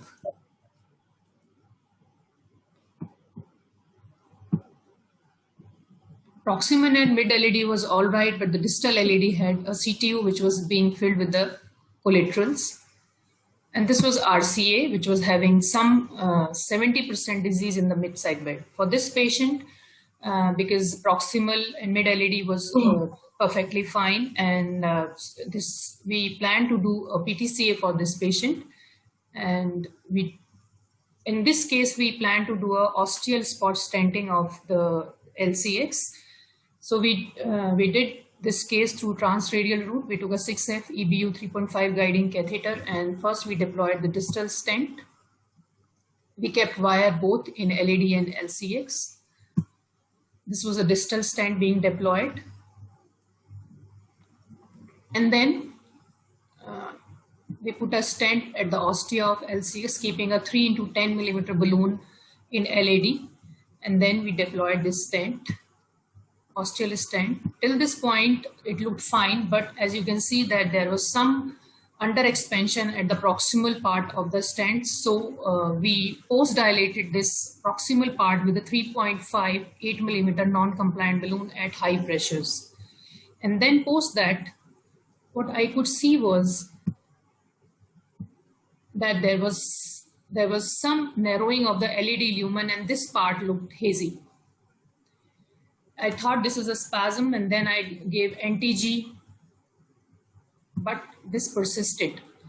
So quickly, and then patient was having chest pain and there were STT changes. And then I thought, what has went wrong? Is it a thrombus formation? We straight away asked sister to do a ACT, and we have already given vasodilators, but this was not responding. And then the third thing which came in my mind was dissection. I took a AP cranial view, and then I'll show you in the next slides. I could see a dissection which was extending from LAD into the left main. And this, then quickly I took a 3.5 23 millimeter DES, which was deployed from LM to LAD, which was positioned in AP cranial and LAO cranial view. And now I can show you, because that was a fluoro sequence, I could not. So this you can see here is a dissection. So which actually was sealed, and we could, then we did a pot into the proximal segment with a 4.58 millimeter balloon. And then again recrossed LCX, and then a kissing balloon dilatation in LAD with a 312, and we kept a 3.5 10 millimeter balloon in LCX. And this was the final result.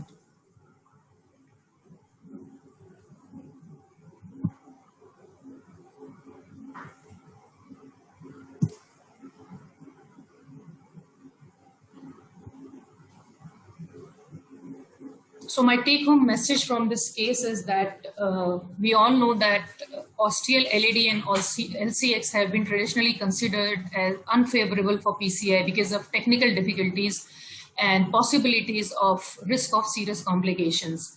And I normally don't do my cases like this. I normally do provisional crossover strategy. I bring stent from LM to the desired LAD or LCX if I have an isolated ostial disease. But somehow in this patient, I thought I could get away with the ostial spot stenting, which was a wrong decision and the very first go.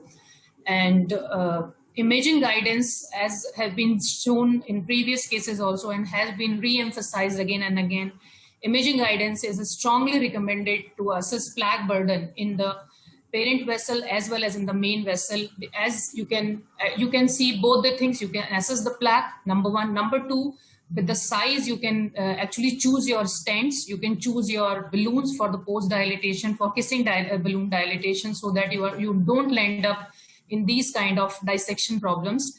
And once you have this, you have to quickly diagnose it, and then you have to cover this kind of a dissection with the stent only. So we quickly deployed a stent, and we could get away with the complication which could have been worse if we would not have diagnosed it within the given time. So this is with this case again, it was re-emphasized. It came to my mind that never ever in osteal diseases unless and until the angle is more than 90 degrees, it is very difficult for you to get away with only putting stent from ostia. Either you're going to miss the ostia, or you're going to get in complications once you are dealing with these kind of arteries, when you are dealing with these kind of lesions. So, thank you. So thank you, Dr. Preeti, for very strongly propagating this thought that there is no isolated osteal disease of SIRC or LAD. Dr. Gary Mintz used to say that by extensive imaging studies of IVUS, that whenever there is an isolated LAD or isolated SIRC, ostia is involved, there will always be distal bifurcation, left main will always be involved. So never try to pin, as is rightly shown in this case. Preeti has learned the hard way, and so all the newcomers, that you should never try to, it's always better to cover from left main to the respective vessel, to the LAD or SERT. Don't shy away from left main stenting. You are giving a better chance to the patient. And imaging, definitely, imaging is very important if you are touching left main. So, Dr. Safal, any comments? No, sir.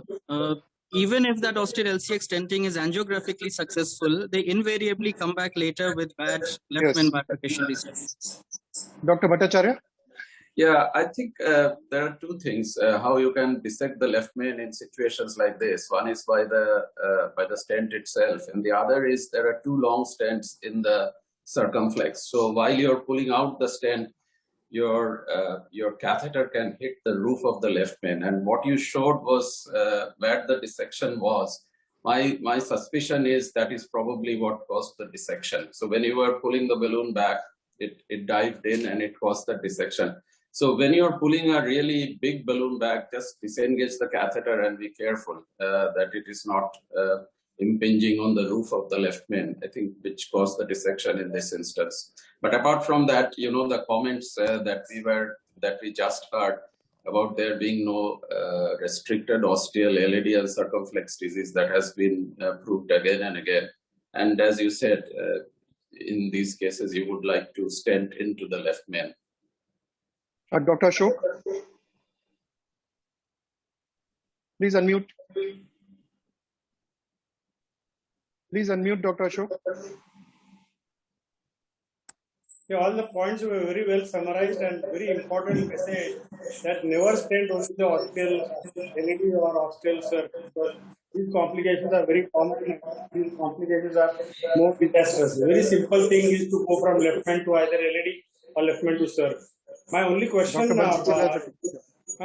is whether a report. Some of the people are doing report and some are not doing report. So what is the consensus about it? If you have a suitable balloon, then you should do a report. Sometimes it is a practical difficulty because you do not have the suitable balloon. But yes. Dr. Bansal has a comment. Yeah. Whenever you are planning to keep the stent in the left main, my suggestion is that try to keep it from the ostium of the left main. So that, you know, if it is the ostium of the left main is covered, then, you know, for future intervention also, for that particular intervention which is going on, it makes the journey very thick, you know, because when it's covered, then it is much safer to for the left main remains much more protected. So thank you, Dr. Bansal. Thank you, Dr. Preeti. Wonderful case. Let's move to the last presenter. Dr. Imran Ahmed is ready with his headgear. Dr. Imran Ahmed, please take the floor. PTCA non-responder. Now, hopefully I'm audible, sir. Good afternoon, everybody. Now this particular patient, I think somebody is on unmuted. Please, please mute always. So this patient was having required multiple PTs. It's not really a complication, as we can see, or left main or a perforation, that kind of thing. Require your suggestions and views on this case. I'm working in medical college as well as in private hospitals like the Woodlands in Kolkata and Jim's Hospital, wherein this procedure was performed. And this was covered by the government social scheme. So the number of PTCAs, you can see, was taken care of by the health scheme. It was a poor patient, a 78-year-old patient with angina on the medical treatment and diabetic hypertension. VF was on lesser side, 55-56%. And if you see the angio, this was in, I think, late January of this year. And if you see, there is a critical lesion in the proximal LAD, and the RCA is a non-dominant one. Some lesion in the LCX and the OM is there. Now, very simply, we went on with a good third-generation stent, and the procedure was performed with post-dilatation of the LAD, and the OM was also stented, as it was seen to have significant stenosis, and there was good results in it. So this was in late January. The patient came to the follow-up with chest pain in all, and I had to increase the anti-anginals. but I think in the early part of March, I had to take for a check angio, and the check angio, if you can see, look closely, you can see the vessels, the LED stent, as well as the OM is quite good enough. Have a good close look on the two vessels, as well as the fact that the main LCX beyond the OM is showing some stenosis, some progression. Patient was diabetic, chest pain was there. So I thought in the next session, I took this PTCA to LCX. So this was the third procedure on the patient where PTCA to LCX was done once again. After pre-dilatation and post-dilatation, we got a good result. So while we had started the procedure, and in fact in the final shot also, we found this in the LED. So there is an aneurysm. It's almost double the size of the normal artery. It looks like a pseudo-aneurysm to us, and the patient could not bear a vascular imaging because, of course, this was being covered by this social scheme. So, and the chest pain remained. So after a few days after deciding on the, we tried to get in a covered stent, and the plan was to cover this up because the chest pain was there. It was a pseudoaneurysm. Of course, imaging would have confirmed whether all the layers are not there or not in the aneurysm. If all the layers are there or a large inline aneurysm, then it would be called as a aneurysm as such. When it does not have all the layers, it's a pseudoaneurysm, and there is a risk of rupture, thrombosis, as well as the closure of the vessel and distal embolization. So this we took in covered stent. This is a Graf Master Abbott, and 2 point. The stent was a 3. This was available. This is a lockdown period, and they could just manage this 2.8. I did have to do a post dilatation too with a 3 small 3 balloon, and these are the final results. The patient did come over after 2 weeks, but last, I think, 1.5 months I'm not seeing him. So hopefully he's either very well or I don't know, maybe he's had an MI. So that one is, but possibly is there's a lockdown going on, so maybe he's not being able to come. So that is the issue. So here in the take-home message is that after stenting, we see these kind of aneurysms in 1 to 2 or 3% of cases. The mechanism behind it could be the damage while we are post-dilating to the vessel wall, some small dissections, and depending on the drug and polymer, that can, of course, increase. The complications are there, and that depending on the type of aneurysm, you might have even the mortality. And treatment option would be a surgical ligation of the aneurysm with a bypass of the distal vessel, or percutaneous implanted covered stent, or conservative management. And imaging modalities, of course, is very important to delineate what the thing is, because if in the case of a stent-related aneurysm, most likely is a pseudoaneurysm which has a risk of rupture. And so these things, so that has to be addressed. So I think these are the take-homes, and maybe your suggestions are required.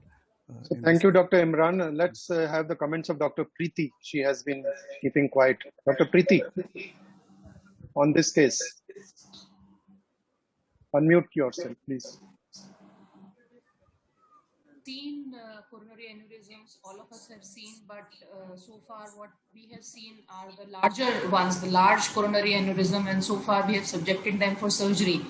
But for these kind of aneurysm, putting a stent graft, I think this has helped this patient. Rather, there is controversy how to manage these patients. So I would rather be happy to listen to seniors that most of the time we have the larger aneurysms and we have managed these patients with the surgery only. Dr. Bhattacharya, please.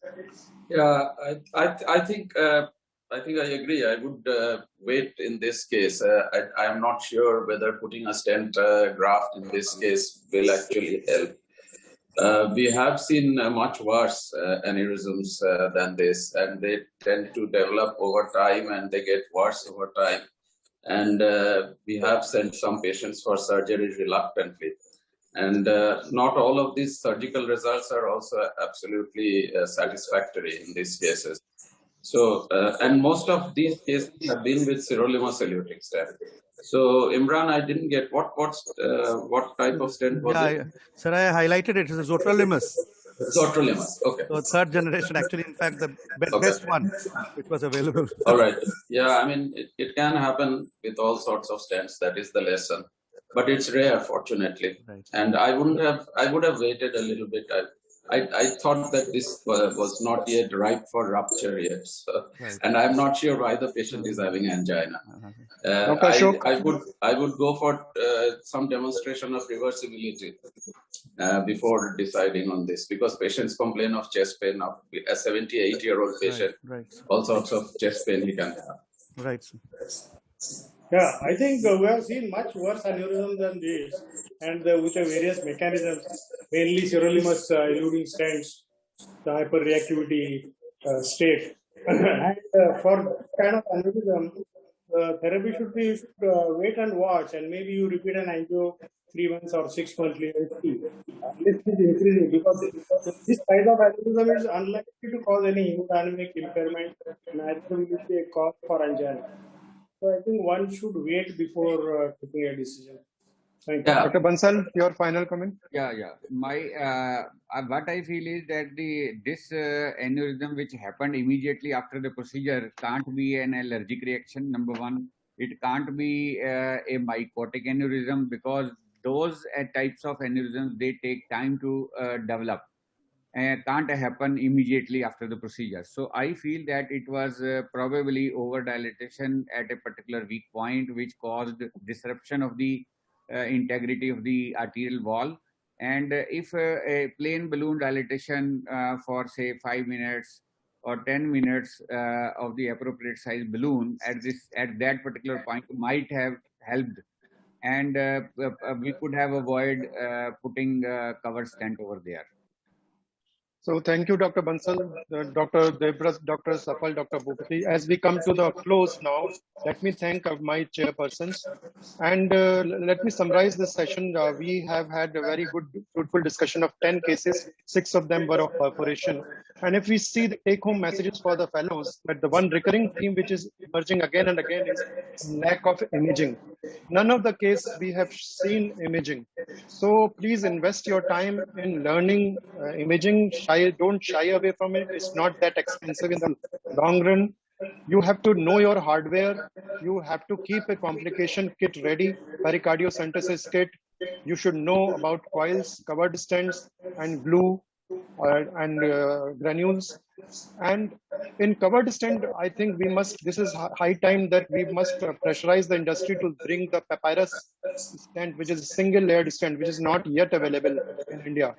And the final comment is make your surgeon your friend, because surgeons will many complications sometimes, despite your best efforts, you will not be able to salvage. So the surgeon should be there, and he should be on friendly terms to bail you out. So thank you very much, everybody, and thank you, Translumina, for a very good session. See you next year, or maybe I think there is another session 2 to 4. So Simran, please take over, and thank you, everybody. Bye, Preeti. Bye, Dr. Bansal. Thank you so much, sir. Thanks a lot. Thank you, everyone. Bye-bye. Imran. Thank you.